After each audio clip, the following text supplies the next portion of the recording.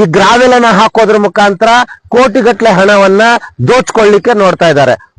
ಇನ್ನೊಂದು ವಿಚಾರ, ಮುಖ್ಯವಾದ ವಿಚಾರ ಏನಪ್ಪಾ ಅಂತಂದ್ರೆ, ಇದನ್ನ ಮಾಡ್ತಾ ಇದ್ದಾರೆ ಸರಿ, ಇದನ್ನಾದ್ರೂ ವೈಜ್ಞಾನಿಕವಾಗಿ ಮಾಡ್ತಾ ಇದ್ದಾರೆ ಇಲ್ಲ. ಇವರು ನಿಜವಾಗ್ಲೂ ಇಷ್ಟೊಂದು ಕಾಳಜಿ ಇದ್ರೆ ಈ ಕೆಳ ಭಾಗದಲ್ಲಿ ಇರ್ತಕ್ಕಂತ ಏನು ಭಾಗ ಇದೆ, ಇಲ್ಲಿ ಒಂದು ಏನು ರಸ್ತೆಗೆ ಒಂದು ಸುಗಮವಾದಂತ ಸಂಚಾರಕ್ಕೆ ಅನುಕೂಲ ಆಗೋದು.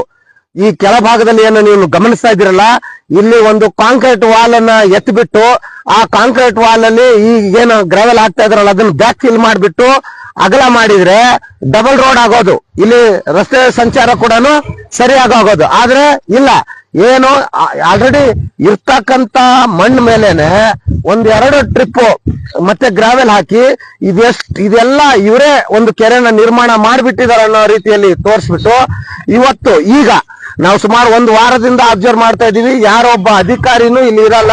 ಈ JCB ಆಪರೇಟರ್ ಮಾತ್ರ ಇರ್ತಿದ್ದ, ಆ JCB ಆಪರೇಟರ್ ಈಗ ಇಲ್ಲ.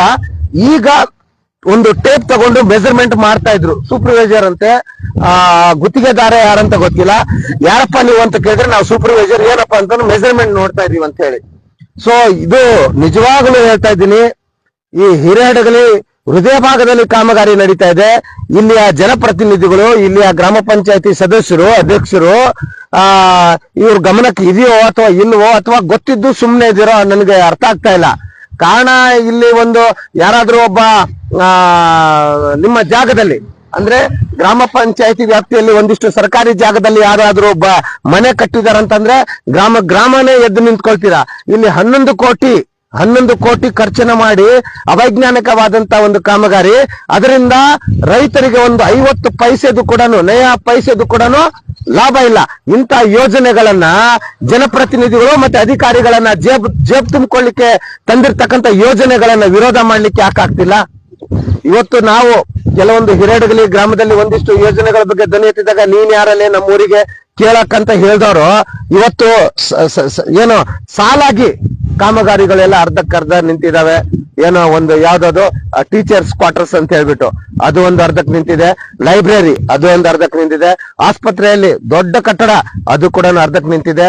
ಈ ಮುಖ್ಯ ರಸ್ತೆ ಊರು ಒಳಗಡೆ ಬರುವಂತದ್ದು 7 ವರ್ಷ ಆಯ್ತು, ಅದನ್ನ ನಾವು ಏನೋ ನೆನೆಗುದಿ ಬಿದ್ದಿದೆ, ಕಾಮಗಾರಿ ಪೂರ್ಣ ಆಗಿಲ್ಲ.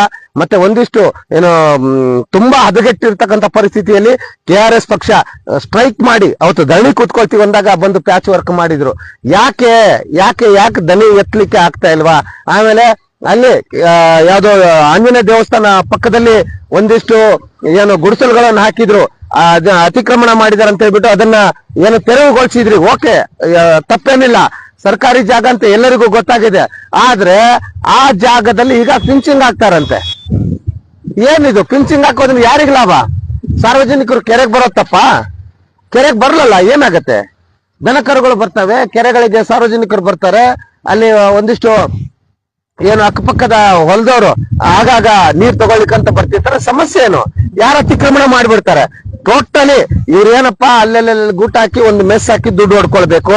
ಇದನ್ನ ಯಾರನ್ನ ಪ್ರಶ್ನೆ ಮಾಡಿದ್ರೆ ಅವ್ರನ್ನ ಹತ್ತಿಕ್ಲಿಕ್ಕೆ ಒಂದಿಷ್ಟು ಯಾರು ಅಂಗೂರಿನ ಏನು ಪರಶುರಾಮ್ ಅಂತೇಳಿ ಅವನೊಂದು 5 ಜನ, ಮತ್ತೆ ಹೊರಕನಹಳ್ಳಿ ಅವನ ಹೆಸರು ಏನೋ ಇದೆ, ಹೊರಕನಹಳ್ಳಿ ಅವನು, ಹಡಗಲಿ ಅವನು, ನನಗೆ ಅರ್ಥ ಆಗ್ತಿಲ್ಲ ಕಣ್ರಿ. ಯಾರಪ್ಪನ ಮನೆ ಆಸ್ತಿ ಬಗ್ಗೆ ಮಾತಾಡ್ತಾ ಇದ್ದೀನಿ ನಾನು. ನಮ್ಮಪ್ಪಂದ ಸಾರ್ವಜನಿಕರ ಆಸ್ತಿ, ಸಾರ್ವಜನಿಕರ ದುಡ್ಡನ್ನ ಈ ರೀತಿ ಹಗಲು ದೊರಡೆ ಮಾಡ್ತಾ ಇದ್ದಾರೆ. ಧ್ವನಿ ಎತ್ತರಯ ಈ ರೀತಿ ನಾವು ಇವತ್ತು ಯಾವ್ದೋ ಒಂದು ಪಕ್ಷಕ್ಕೆ ಒಂದು ಜನಪ್ರತಿನಿಧಿಗಳಿಂದ ಚೇಲಾಗಿರಿ ಮಾಡ್ಕೊಂಡಿದ್ರೆ ಊರು ಉದ್ಧಾರ ಆಗತ್ತಾ? ಕೆಲಸ ಮಾಡೋದ್ರಾಗ ನಮ್ಗೆ ಯಾವುದೇ ರೀತಿ ವಿರೋಧ ಇಲ್ಲ. ಕೆಲಸನ ವೈಜ್ಞಾನಿಕವಾಗಿ ಮಾಡಿ, ಕೆಲಸನ ಈ ಭಾಗದ ರೈತರ ಏನು ಕರ್ಕೊಂಡು ನಾವು ನಿಮ್ಮ ಊರಿನ ಕೆರೆನ ಅಭಿವೃದ್ಧಿ ಮಾಡ್ಬೇಕು ಅನ್ಕೊಂಡಿದೀವಿ. ಪ್ರಗತಿಪರ ರೈತರೇ ಅಥವಾ ರೈತ ಸಂಘಟನೆಗಳೇ ನೀವು ಬನ್ನಿ, ನಾವು ಈ ರೀತಿ ಈಗ ಹಿರೇಹಡಗಲಿ ಕೆರೆ ಅಭಿವೃದ್ಧಿ ಮಾಡ್ಲಿಕ್ಕೆ ನಾವು ಬಂದಿದೀವಿ, ಇದಕ್ಕೆ ನಿಮ್ ಸಹಕಾರ ಇರ್ಲಿ. ಮತ್ತೆ ಈ ಕೆರೆ ಅಭಿವೃದ್ಧಿ ಮಾಡ್ಲಿಕ್ಕೆ ಏನೆಲ್ಲ ಏನು ಸಾಧ್ಯತೆ ಇದೆ, ನಾವೇನೆಲ್ಲ ಪ್ಲಾನ್ ಮಾಡ್ಕೊಳ್ಬೇಕು, ನಮ್ ಪ್ಲಾನ್ ಈ ತರ ಇದೆ. ನಿಮ್ಮ ಇದರಿಂದ ನಾವು ಮಾಡೋ ಕೆಲಸದಿಂದ ರೈತರಿಗೆ ಏನೇನು ಅನುಕೂಲ ಆಗತ್ತೆ ಅಂತಂದ್ರೆ ಅಂತ ಕೆಲಸನ ನಾವು ತಗೊಳ್ತೀವಿ ಅಂತ ಹೇಳ್ಬಿಟ್ಟು ಜನಪರ ಕಾಳಜಿ ಉಳ್ಳಂತ ಕೆಲಸಗಳನ್ನ ತಗೊಂಡ್ರೆ ಮಾತ್ರ ಜನಗಳಿಗೆ ಅನುಕೂಲ ಆಗತ್ತೆ. ಏನಿದು ಕೆಲ್ಸಕ್ಕೆ ಬರ್ದಿರೋ ಮಣ್ರಿ, ಕರ್ಲ್ ಮಣ್ಣಿದು, ಮಳೆ ಬಿತ್ತಂದ್ರೆ ಉಂಡೆ ಆಗತ್ತಿದು. ಮಳೆ ಮಳೆ ಮಳೆ ಬಂದ್ರೆ ಉಂಡೆ ಆಗತ್ತೆ. ಈ ಕೆಸರು ಗದ್ದೆ ಮಾಡ್ಲಿಕ್ಕೆ ಹೊರಟಿದ್ದೀರಾ? ಹೋಗ್ಲಿ, ಇಷ್ಟ ಅಗಲ ಮಾಡ್ತಾ ಇದ್ರಲ್ಲ, ನಾಳೆ ಬಂದ್ ಬರ್ತಾನೆ ಈ ಕಬ್ಬಣವನ್ನ ತೆಗೆದು ಇಲ್ಲಿಗೆ ಹಾಕ್ತಾನೆ, ರಸ್ತೆ ಮಾಡೋಣ ಅಂತೇಳಿ. ಆಮೇಲೆ ಮತ್ತೇನಾಗತ್ತಿದು ಟೆಂಪರರಿ ಕೆಲಸ ಆಗ್ಲಿ. ಇವ್ರೇನ್ ಗ್ರಾವೆಲ್ ಆಗ್ತಾ ಇದಾರಲ್ಲ, ರೋಲರ್ ಏನಾರ ಮಾಡ್ತಾ ಇದ್ರ, ದಮ್ ಏನು ವೈಬ್ರೇಟರ್ ರೋಲರ್ ಬರುತ್ತೆ, ಒಂದು ರೋಲ್ ಮಾಡಿದ್ರೆ ಅಷ್ಟು ಬಿಗಿ ಏನಾಗತ್ತೆ, ಬಿಗಿ ಆಗತ್ತೆ ಇಲ್ಲ. ಇವ್ರೇನ್ ಮಾಡ್ತಾ ಇದ್ರು ನೋಡಿ, ಇದು ಕಾಣುತ್ತಲ್ಲ, 11 ಕೋಟಿ ವೆಚ್ಚ. ಈ ಎರಿ ಮಣ್ಣಿಂದ ನೀವು ಕೆರೆ ಅಭಿವೃದ್ಧಿ ಮಾಡ್ತೀರಾ? ಯಾವನು ಹೇಳೋರ್ ಕೇಳೋರ್ ಇಲ್ವಾ? ಗೊಡ್ಡು ಬೆದರಿಕೆಗಳನ್ನ ಬಿಟ್ಬಿಡಿ, ಅಂತವಕ್ಕೆಲ್ಲ ನಾವು ಜಗ್ಗೋದಿಲ್ಲ. ಅವ್ರೇನೋ ಬಿಡಿ, ಅವ್ರು ನಾನು ಮತ್ತೆ ಆ ಪದಗಳನ್ನ ಬಳಕೆ ಮಾಡಿದ್ರೆ ಪಾಪ ಹರ್ಟ್ ಆಗ್ಬೋದು. Just enter button, wait and see. ಬೆದರಿಕೆಗಳು ನಿಮ್ಮ ಕುಟುಂಬಸ್ಥರ ಅಕ್ಕಪಕ್ಕ ಮನೆಗಳಲ್ಲಿ ನಿಮ್ ಯಾರನ್ನ ರಿಲೇಟಿವ್ ಅಲ್ಲಿ ಹಾಕೊಳ್ಳಿ, ನನಗಲ್ಲ.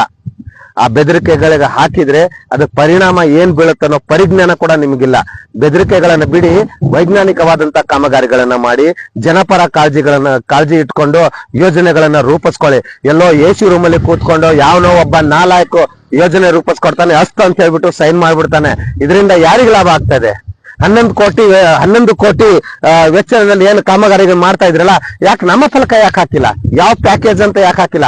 ಯಾವ ಗುತ್ತಿಗೆದಾರ ಅಂತ ಯಾಕೆ ಹಾಕಿಲ್ಲ? ಗುತ್ತಿಗೆದಾರ ಪ್ರಶ್ನೆ ಮಾಡಿದ್ರೆ ಯಾಕೆ ನಮ್ಮ ಶಾಸಕರಿಗೆ ಒಂಥರ ತಳಮಳ ಆಗ್ತಾ ಇದೆ. ಅವ್ರು ಫೋನ್ ಮಾಡಿ ಹೇಳ್ತಾರಂತೆ, ನೀವು ಹೋಗ್ರಪ್ಪ ಅಲ್ಲೇನೋ ಗಲಾಟೆ ನಡಿ. ಏನು ಗಲಾಟೆ ಮಾಡಕ್ಕೆ ನಾವು ಹೊರದೇಶದಿಂದ ಬಂದಿದ್ದೀವ ಅಥವಾ ನಕ್ಸಲೈಟ್ ತರ ಕಾಣ್ತಾ ಇದೀವ? ನಮ್ಮ ಜವಾಬ್ದಾರಿ ಅದು. ಈ ನಾಡಲ್ಲಿ ಇರ್ತಕ್ಕಂತ ಪ್ರತಿಯೊಬ್ಬನ ಜವಾಬ್ದಾರಿ ಪ್ರಶ್ನೆ ಮಾಡುವಂತದ್ದು. ನಾವು ಮತದಾನ ಹಾಕಿದೀವಿ, ಯಾಕೆ ಹಾಕಿದೀವಿ? ನೀವೇನೋ ನಮ್ಮ ಊರಿಗೆ ಒಳ್ಳೇದು ಮಾಡ್ತೀರಾ ಅಂತ ಹೇಳ್ಬಿಟ್ಟು. ಆದ್ರೆ ನೀವೇನ್ ಮಾಡ್ತಿರೋದೇನೋ? ದಾದಾಗಿರಿಗಳನ್ನ ಬಿಟ್ಟುಬಿಡಿ ಸ್ವಾಮಿ, ದಾದಾಗಿರಿ ಬಿಡಿ. ನಿಮ್ಮ ಹಾಗೆ ನಾವು ಅಕ್ರಮವಾಗಿ ಆಸ್ತಿಗಳನ್ನ, ಕಂಡೋರ್ ಆಸ್ತಿಗಳನ್ನ ಕಬಳಿಸ್ಕೊಂಡು ಏನ್ ಕೂತ್ಕೊಂಡಿಲ್ಲ. ಕಂಡೋರ್ ಆಸ್ತಿ ಬಗ್ಗೆ ನಮಗೇನೋ ಆಸೆನೂ ಇಲ್ಲ. ನಮ್ಮ ಆಸ್ತಿಗಳನ್ನು ಉಳಿಸ್ಕೊಳ್ಳಕ್ಕೆ ಸಾಕು, ನಾವು ಉಳಿಸ್ಕೊಳ್ತೀವಿ ನಮ್ಮ ಆಸ್ತಿನ. ಕಂಡೋರ್ ಆಸ್ತಿ ನಿಮ್ಮ ಹಾಗೆ ನಾವೇನ್ ಕಬಳಿಸ್ಕೊಂಡಿಲ್ಲಲ್ಲ. ಎಲ್ಲ ನ್ಯಾಯಾಲಯದ ಇದೆ, ಅದು ಏನು ಸಂಬಂಧ ದಿನ ಕಳೆದಂಗೆಲ್ಲ ಅದು ಏನಾಗ್ಬೇಕು ಅದಾಗತ್ತೆ, ನೋಡೋಣ ಅಂತ. ಅದ್ರ ಆ ವಿಚಾರ ಬೇರೆ. ಬಟ್ ನಿಮ್ಮ ಕೆಲಸ ಏನಿದೆ, ಇವತ್ತು ನೀವು ಒಂದು ಗ್ರಾಮ ಪಂಚಾಯತಿಗೆ ಕೂಡ ಏನು ಎಲೆಕ್ಷನ್ ಕಂಟೆಸ್ಟ್ ಮಾಡಿರ್ಲಿಲ್ಲ, ನೇರವಾಗಿ ನೀವು ಏನಕ್ಕೆ ಬಂದಿದ್ರಿ?